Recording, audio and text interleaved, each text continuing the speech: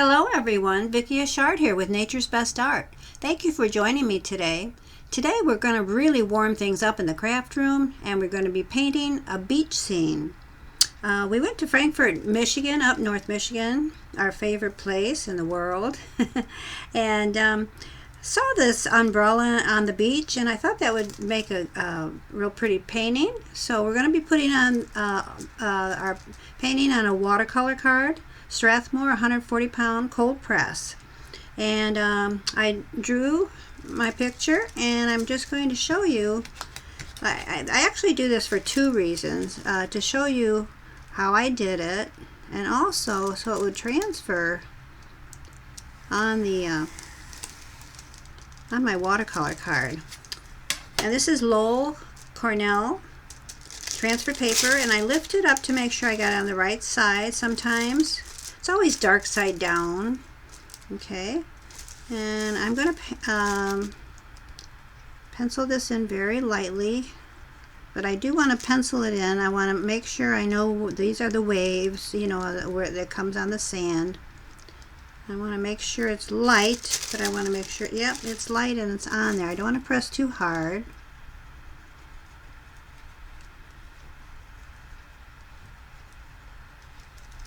Okay, and I am going to put my ruler on my pole for the umbrella.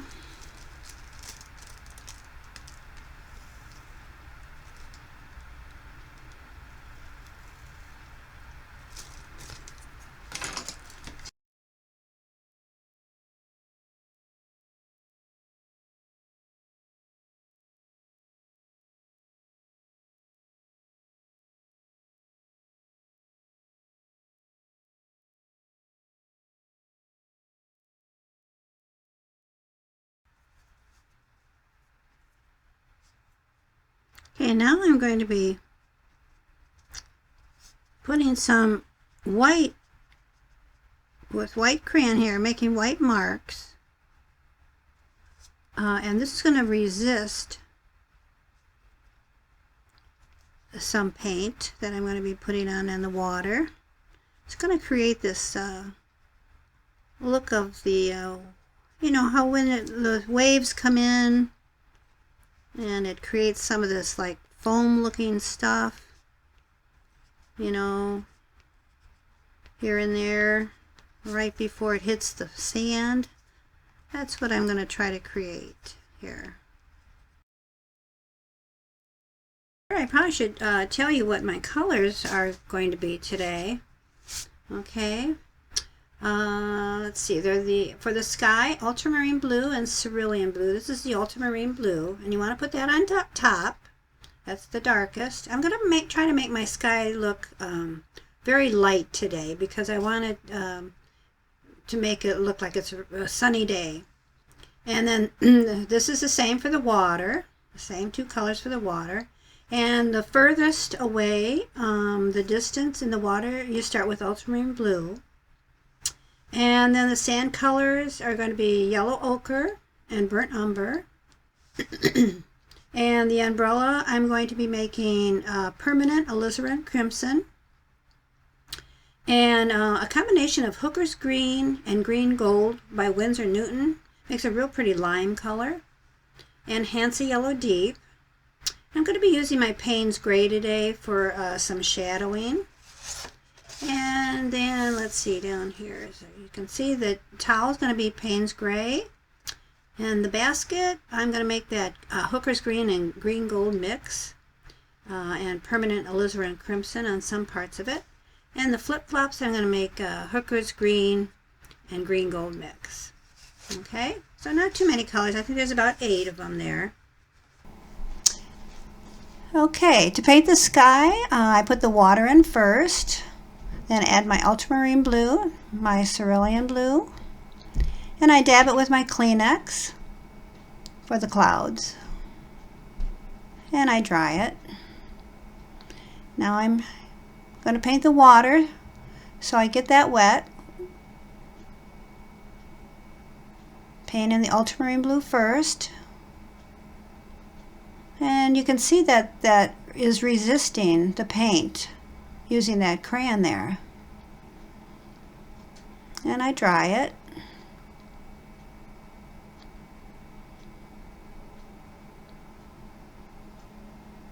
I want it darker, so I paint in some more paint. And at this point, I want the water to flow, to have some variation, on this glaze.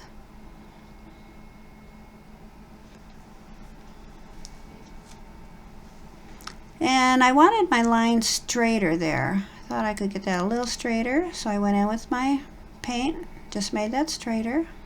It was a little challenging to put the water around the umbrella, but it worked out fine. To resist that paint, I could have also used, it's called PBO drawing gum. It's a Frisket masking fluid. You could use something like that too. I decided to use a crayon because I never have before. I just wanted to try it. It was resisting it really well. I feel though that I could have got it on a little bit better with the PBO. Now I'm using something called gouache. It's opaque, and I'm putting some white here and there, adding some more white to make that foam and the splashes show up a little bit more, wanting some more white there, and right on that edge too, right by the shoreline. And later on, at the end of my painting, I put in actually a lot more, and I like that better. So I'm just, making some waves here with some ultramarine blue. Then I go back and with my cerulean blue, back and forth. Now for the sand, the same idea is that you wet the area, put your paint in. I wanted to keep that rather light. That yellow ochre, such a pretty color. And just putting little sand in where maybe the water would be a little bit. Putting a little shadow on the edge there. And now I'm putting my brush on its side to put some shadows in with burnt umber. And there you see me filling that water in a little bit here and there. I go back and forth, throughout my whole painting, with the water. And there you see me adding more of the gouache. And usually, I use this thing called Dollar Rowney Pro White. But I wanted to use something different too. And the gouache worked really well too. The Pro White would have been a little. It would have taken a longer time to blend, several times of adding Pro White, whereas the gouache, I didn't have to go back and forth that much to add more. It was a little heavier paint, it's opaque. And painting the umbrella, I wanted to have it kind of like a weathered look, because the umbrella that I saw on the beach that day was bright, but it a little bit weathered here and there. So you'll see me going back and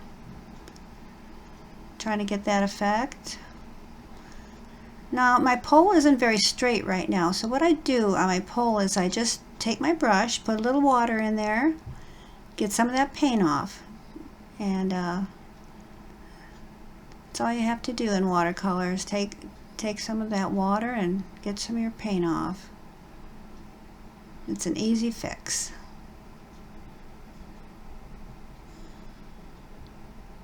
Starting to paint the blanket, and later on I actually make that blanket a little larger. Thought it looked just a little too thin. So all I did was I took some paint off my sand, or with my water and brush. Now here I'm spattering some burnt umber to make the pebbles. All you do is use an old toothbrush and you cover everything, and splatters all over the place. And but it really makes a nice has a nice effect to that, and I like that look. And the towel, when I saw it in my picture, had a lot of these variations of colors also. And I made it to match the umbrella. I thought that was pretty. Putting some shadows in. Now my basket, got into a bit of a problem with my basket. I blended my permanent alizarin crimson and that lime color too much, and it created like a brown. So I ended up taking some of that off and redoing it a little bit better with the way I liked it more, with the lime. And then what I did was the handle, I completely missed that handle part there. And so at the end of the video you'll see the basket with the handle a little different, and it looks a lot better. And I just love those sandals. I just think those are so cute, and adds to the picture. Now there I am taking some water off. Going to make that blanket bigger.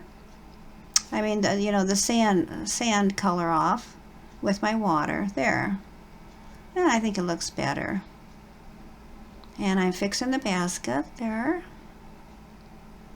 with that beautiful lime color. It's just so pretty. I just love those two colors together. And putting some dots on the basket. But you see the handle. To me it looks a little funny, but I couldn't figure out why. And I should have referred back to my my drawing, and I would have seen then that handle should have been down further. And I wanted to paint a few birds in. Thought that would be nice.